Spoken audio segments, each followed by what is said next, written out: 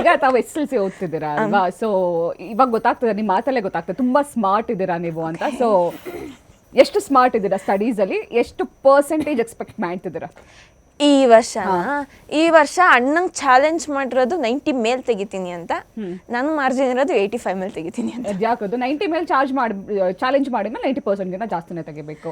ಆಗ್ಲಿಲ್ಲ ಅಂದ್ರೆ ಆಗುತ್ತೆ, ಬಟ್ ಸ್ಟಿಲ್ 85 ನಂದು ಮಾರ್ಜಿನ್ ಇದ್ದಿದ್ದು. ಅಣ್ಣ ನಾನ್ 10th ಇದ್ದಾಗ ನಾನು 98 97 ತೆಗ್ದಿದ್ದೀನಿ, ನಾವಿಬ್ರು ನೀನೇನ್ ತೆಗಿತೀಯ ಅಂತ. ಸೊ ನಾನು 98 ತೆಗಿಯಕ್ಕಾಗದೇ ಇದ್ರೂ ಪರವಾಗಿಲ್ಲ, ನಾನು 90 ಮೇಲೆ ತೆಗಿತೀನಿ ಅಂತ.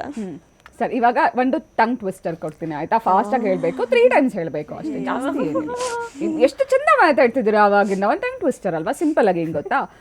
ತರ ಹೂವಿನೊಳಗೆ ಗರ ಗರ ತಿರುಗಿದಳು.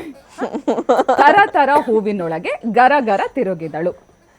ತರ ಹೂವಿನೊಳಗೆ ಗರ ಗರ ತಿರುಗಿದಳು. ಹಾ, ಫಾಸ್ಟ್ ಆಗಿ ಹೇಳ್ಬೇಕು.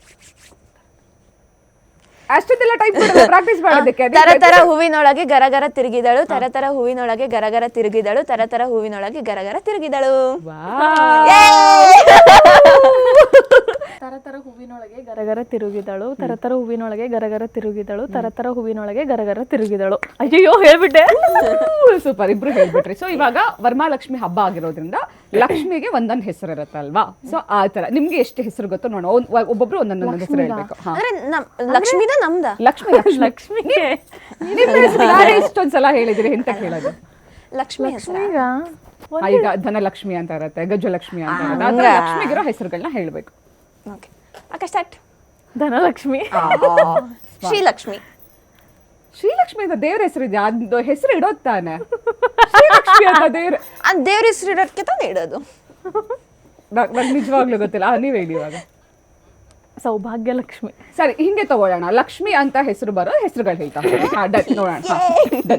ಹೇಳಿ ಸ್ಟಾರ್ಟಿಂಗ್ ಇಂದ.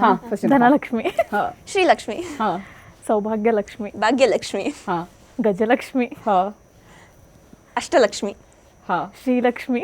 ಶ್ರೀಲಕ್ಷ್ಮಿ ಹೇಳಿ ಆಯ್ತು. ಆಯ್ತಾ? ವರಲಕ್ಷ್ಮಿನೇ ಹೇಳ್ಬೋದಿತ್ತಲ್ಲ, ಹಬ್ಬದ ದಿನ ಅದನ್ನೇ ಮರ್ತ್ಬಿಟ್ರಿ.